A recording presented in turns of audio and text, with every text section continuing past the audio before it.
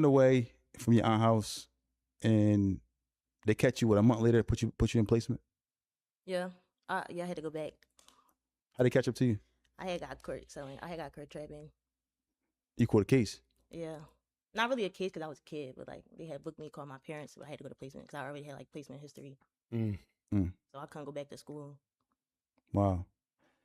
And now you go back to placement, and placement is rough. Placement was ass. Like, I wouldn't recommend sending your kids to placement. Like, even if you're thinking about it, I don't know, maybe somebody heard it, hear that. Don't send your kids to placement. Try, work with them. Why though? Why you say that? That shit ass. My friend, like, kids was dying in there. Like, placement I was at, they shut it down. Kids was dying. Can you pull the mic a little bit closer to you? Like, I don't think that's okay to put your child in placement. Like, you know, parents be thinking they doing what's best for their kid because they don't really know, but that's not the answer. That's jail for a kid. And then your kid gonna be institutionalized and they gonna turn out like me. No, for real. Wow, message. So you super message. Yeah, so you go on placement, you said you see these things, saw kids dying. How was the kids dying? Like, they was restraining, like, I'm talking about actually dying, not no metaphor shit. I'm talking about like they was putting them in restraints, like choking them, like killing them, like all kinds of shit. That's why all them lawsuits and shit for placements is out now. And what placement facility was you at? Wordsworth Academy. I was in Vision Quest. But Wordsworth was by far the worst. Where was that located? West Philly. I think like Belmont. I don't know exactly where. Oh yeah, I know exactly what you're talking about. Wow. Is this still open? No, it got shut down. Yeah, I think it shut down now. Yeah. Wow. And how long was you in placement for? How long were you there for? I'm not sure. Like a year, probably a little over a year. And so you got out when you what, 15, 16, 17? And where you go from there? To the streets. I was outside. That's when I was on my own all that time. So they just put you out? Yeah, they just sent everybody home. I don't know how to explain it. That's what they did. They shut the placement down. Couldn't no kids stay there anymore. Got shut down. State shut it down. Placement OVA. Everybody go figure it out. Pretty much. Wow. And this is our city of Philadelphia. Just pushing the kids out to the streets. And a lot of kids probably went out to the streets. This is also, man, like, you know, a lot of times we sit back and don't really pay attention to this. This is me as an adult too. We sometimes look at the aspect of trying to get money as a parent. How are we going to get? We're going to sell drugs. We're going to do this and do that. But the seller and the user is really no difference between a person who's using drugs and the person who's selling it. Really, it's really not. It just has a different effect. Sometimes one just affects his own self by being a user, but a drug dealer actually affects or destroys a whole community. You know what I'm saying? The drug dealer destroys the community, and by destroying the community, what happens is we breaking these homes down. So then we looking at trying to get some money, but we serving people who have kids, and these parents are using drugs, and now ultimately we not only affecting the parents, but we affecting the kids in the long run. You know what I'm saying? That was one of the things for me that made me decide that I was done, because I saw the effects of it, the effect that it was doing. I really thought about it, like, damn, how can I call myself a man when I'm out here just destroying my community because I'm trying to get some money? You know what I mean? So that was just for me. So everybody got to figure out what they want to do with themselves. But for me, that's how I looked at it. Like, damn, I'm out here destroying my community, and this would be the effects of it. Like, I see people right now. I see kids who are affected by the drugs that I was selling. I see them in my neighborhood, and the kids walk up to me, and I'm looking at them, and I can see the defects in them from the drugs that their mothers was using that I was selling, and I'm like, damn, I feel bad. Now you come back to, back to the leaving placement, come back to the streets, and now did you have anywhere to go? Was you just homeless? What was that for you? No, I was like, I had money, so I just had my own crib at that point. Like, I just was paying rent in my apartment, and I just was staying there. All my friends had their own apartments and shit. We was cool, but like, we just had each other. That's what I said. I feel like we had each other. Even like a lot of my friends is from placement, still to this day. Are they affected? Are they affected? Yeah. Do you have any kids? Yeah, I got a son. How old is he? 7. And you're taking care of your son, I'm assuming. Is there some things that you worry about as far as your son, like as far as, any concerns you have as far as, bringing him up, and I try to keep my son out the mix. Like, he don't Like I don't have him outside. We don't live in Kensington. Like he don't see the stuff that I seen. I try to keep him away from that. Exactly. I know me and him we talked about it. Me and him had a conversation about a month or so ago. We were talking about the importance of raising your kids, and we were saying some people feel like it's good to bring your kids and let them see poverty or see harsh conditions as a kid to kind of enlighten them to what can happen. Me, I thought that it don't really matter to show your kids the hood really, because especially if they see in certain things where their mindset may be different. But he thought that maybe you should bring your kids there. How do you feel about bringing your son to the hood, let him see what's going on? I wouldn't. That's what made me interested in it. I feel like that's what made me interested in like Kensington, like just being out here, just being around, just watching what's going on, just watching people.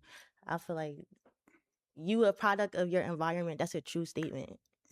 That's really a true statement. Because it don't matter how hard I tried to stay away from K&A, it never worked. I always came back. Even if I like leave for like a little month somewhere, come back. Try to leave again, come back. Like shit is a never ending story. Was it any benefit? Have you got any positive benefit out of being raised or being around here? Like positive, something that you say this is something that's positive that I can hang my hat on. Yeah, I want to like in the future, I want to like open group homes and foster cares, like real ones, like good ones. I feel like what happened to me could help other people. And you understand the trials and tribulations that kids may be going through. For sure. Do you think it's harder on girls than it is on boys in placement? No, I think it's harder on both. Boys by themselves more. Like when I was in placement, a lot of girls had more support than boys. So actually, I feel like it's harder on boys, to be honest. So then they cater to the women a little more, the girls a little more. I'm sorry. Yeah, I think girls get way more help than boys. Wow. I agree. I agree. That was a great assessment from you right there. But let's get back to what led you to doing your first bid. What led you to going to the camp? Well, you had to become of age, 18 years old, to even go to state road. My first bid was 6 months. My first bid, my friends had robbed somebody, and I was driving a car. I got pulled over in the car. After they got out the car, I got pulled over. Oh, so you dropped them off and kept going? I dropped them off and kept going. Somebody must have gave the description of the car. Yeah, the boy said that he got robbed. So I had got booked for that. I had beat the case like 6-7 months later. So you was locked up the whole time? Yeah, he didn't show up for court. My bail was high as shit. How much was your bail? Like 400,000 something.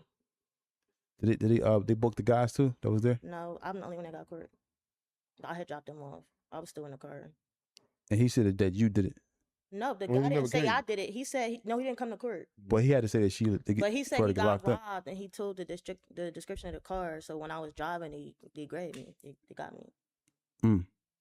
But then they was already dropped off. And this was your first time being arrested? That was my first time. And this is a major case. So yeah, how was that for you? Like the first time being there? Well, you've been in placement, but you haven't really been. That was jail. You've been in jail. That was real jail. How was that for you? Like going through that? Jail? Like your first being arrested and then knowing your bail's that high. Nobody's there to pay it. Oh, jail was jail was horrible. That shit is nerve wracking. From the precinct, tell the audience how you felt from the precinct and then them saying, okay, yeah, your bail wasn't paid in a certain amount of time. We got to take you up state road. Like, what was that experience like for you? Like, now you riding to pick. Where was they housing the women at the time when you went? It was COVID when I got booked. It was COVID, so we was all in like the receiving room, deep as hell. It was like. And what jail?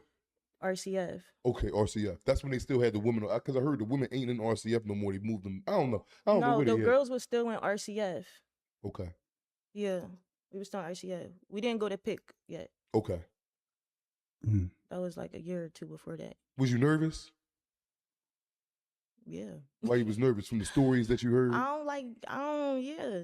Jail ain't fun. It ain't like, jail. They do strip searches on y'all, like women strip search y'all yeah, and make you y'all gotta turn pull around your ass out, squat and cough. They gotta look all in your ass cheeks and all that, That was same crazy. way they do the men. You gotta take your weave out.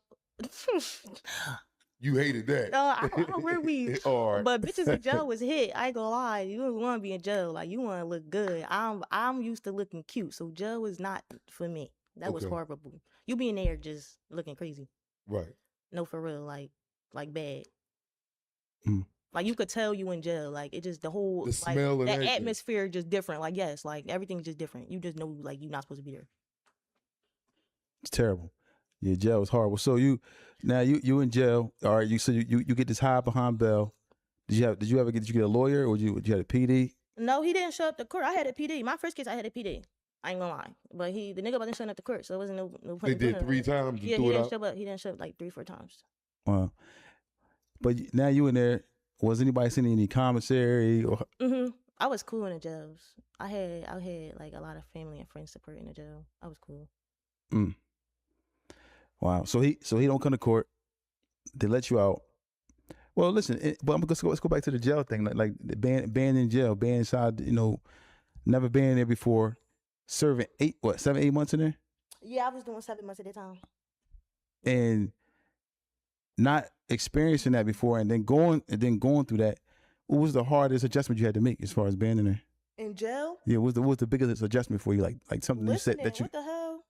Say it again. People tell you what to do all day, like for no reason. Like, like if a CO having a bad day, I guarantee you having a bad day too. Like that's just how jail go. Who worse, male or female guards? Both. We have both. No, but who works? No, the female guards. Yeah, I would say that too. The female guards don't fuck with the female. I think it's vice versa. Like the girls is good with the men, and the men is good with the girls. Yes, and you're absolutely correct. Because the COs, the girls, they in there. Some of them hating. They fat and busted and disgusted. well, they was in there rumbling. Them COs, I ain't gonna lie. State road COs get busy. Yeah. They was in there fighting, yo. What, each other? Yeah. No, not each other. Like the COs and the inmates was fighting a lot. Like it went down a lot in that joint. So you'll have a lot of CO women that's fighting the. Yes, it went inmates. down. It be going down on State Road. Yeah. See there, that's kind of crazy. It be going down on State Road. Wow. And then so you in there seeing all this stuff going on. Never been in jail before. Was you? So you said you was a little scared, right? Yeah, I was scared to jail. And did you cry at night while you was there? I ain't cry. Did you get any rumbles Hell yeah. from old back in the? Because I'm quite sure you've seen some Kenzo people up there. I've heard a lot in jail. I don't like like I said, I don't like people telling me what to do. Right. Because I always been on my own. So that was my biggest problem, like having a roommate, bitches shit here and I don't want your shit here. And, it's just jail. Like it's just jail. It's just jail shit. Like I don't know if I'm not explaining. It's just jail shit. Like jail just annoying. Like when you wake up, you annoyed. Like it's just jail. When you go to sleep, you annoyed. Like All day long, 24/7, annoyed. Like you just pissed off. Like shit ass. But you got out of there. You got out. So when you went down to that last court date and they threw the case out, what was your? Because you got to go back to the I jail. didn't even know. I didn't know they threw the case out. They just let me go one day. Or they just came and woke you up and was like, "Yo, Yeah. you ain't even know you was getting ready to get let go." What that was like? What you was sitting there playing cards or something or eating? No, I was asleep. It was like 2 a.m. I remember. And how like they just woke you up like, "Yo." Yeah, they said because they gotta discharge you before the next court people leave. Exactly. You gotta wake up at like 4, so they woke me at like 2. It was like, you leaving? I was like, bet. Yeah. Got up out of there. Yeah. And so you come home and you went back again. How long before you got booked again? I don't know how long the stretch was. I can't remember the stretch. I don't be making up shit, but that second bid, that was a real bid. That was the real deal. All right, what happened in the second bit? I had to do 23 months. For what? For some. That's 2 years. That's 2 years. They touched on you a little bit. Yeah, they was trying to send me upstate, but 23 is the max you could do county. So my judge was nice and gave me county, not state. What you do? I got caught with some shit. Same thing as the first time. Yeah, but some super shit. Okay. I got indicted. I got caught with a lot of shit down here. Couple niggas, shit. Anybody told on you what you took a deal to get that? Or No. I was the only one that got booked actually because the shit was in my bag type shit. So they kind of just put 2 and 2 together like during the case. They figured out all the shit was mine. My cooties, they left. They got off. Dang. Yeah. It was me, my sister, and my sister friend. And they just took you like, yeah, come on. No, we all got locked up. Oh, but you the only one that did But the I'm the time. only one that did. Yeah, I got sentenced. Didn't get sentenced. So you was caseworker in the block? That's what you want to call it. Yeah. So they find all this stuff in your bag. Did they book you? Did you have a bail, or did you get out? Or? I had a bail, but I had a nibia, so I couldn't get out regardless. Oh yeah. Explain to people what that is. Who don't know. Because a The lot of people, nibia is if you can't so at that time, like I could probably afford my bill. Like you can afford your bills. If you get locked up with a lot of like stuff or a lot of money, they're like say, or even if you can pay your bill, you still can't get out. So I had that shit on my bill. I was cooked. I think you gotta have proof of money. You gotta have something. Yeah. You gotta prove. You gotta go to court to pay your bill. The shit is ridiculous. You can't get out. Yeah, I had to do that for my brother before. People went to court to me for me a few times, and it didn't work. It wasn't letting me out. Yeah, they gotta see. They gotta see a bank statement. They gotta see activity. It's a lot to go along with. It's a lot. That was bad. I couldn't get out. Even a bail bondsman won't get you out if you got a nibia on your bail. Did you cry when they told you that you couldn't get out? That time I cried because I knew I was going to be in jail for a long time. That was a lot of shit. 2 years is long. So you did the whole 23 months? How much was it? I did the whole 23 months. How much drugs was it? It was a lot. Why did you run? You ain't try to run when they pulled up? No, I got pulled over. Oh, My friend was driving. He pulled over. Don't ask me why a nigga be pulling over. I don't know. Child. He ain't have a license or nothing. He just was like. No, they don't give no fuck about no license down here. We in K&A. Oh don't yeah. care about none of that shit. Was it the N cars or the highway cars? You know, the H cars. You know, the ones got the H1 on the N, or the ones got the N on those. You get pulled over by them. They going right in the car looking for guns and drugs. They don't care about no license, no nothing. I forget what we was driving. I just know they got behind us and got in front of us and turned the fucking car off. They stuck their hand in broke window and turned the car off and took the key out. It said that's our ass. You had the book bag on? No, it was in the car.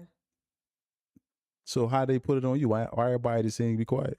See who? Because I don't know, but I just figured like I guess throughout the case they just figured out what was going on. Like the bag was next to me when they searched the bag. It was like I be having bags like this. Oh. So if I'm in a car with a nigga and they like, well, the work is in the grill shit, There's I the can't girl say, oh, it's me and his shit. Why ain't get out and run? Huh? Why ain't get out and run? There wasn't no running. They Oh. surrounded us. Oh, so it was a surveillance joint. They watched y'all. They had to. I don't know. I don't know. I don't know how. They just was like, this was during the time, bro. I'm telling you, Kensington was bad. Like they were just frisking. Like you don't gotta do nothing. Like you could walk down the street, they'll just start patting you, touching you. Like it's not how K&A used to be. Like I feel like niggas just diggy in Kensington now because of Skrilla and don't even know what Kensington is. Like Kensington is not no joke. Like this shit not no game. Like shout out to Skrilla. Yeah, shout out to Skrilla. People don't want to come down here no more. Basically. Yeah, this is shit. Would you want to come down here if you wasn't from down here? Huh? Would you want to come down here if you wasn't from down here? You know what's crazy? People love to come to Kensington. People love Kensington. Every time I go out of town, oh, can you bring me down Kensington? Can you take me down there? I want to see. I be like, nigga, I'm trying to get the fuck. That's why I'm down here with you. Like, I don't know. Niggas love Kensington, but it's not what y'all think it is. It's not what it is. I'm telling you. It's not that. It's just horrible. You're going to die or you're going to go to jail. You're not Skrilla. 9 times out of 10, you're not making it out. He got lucky.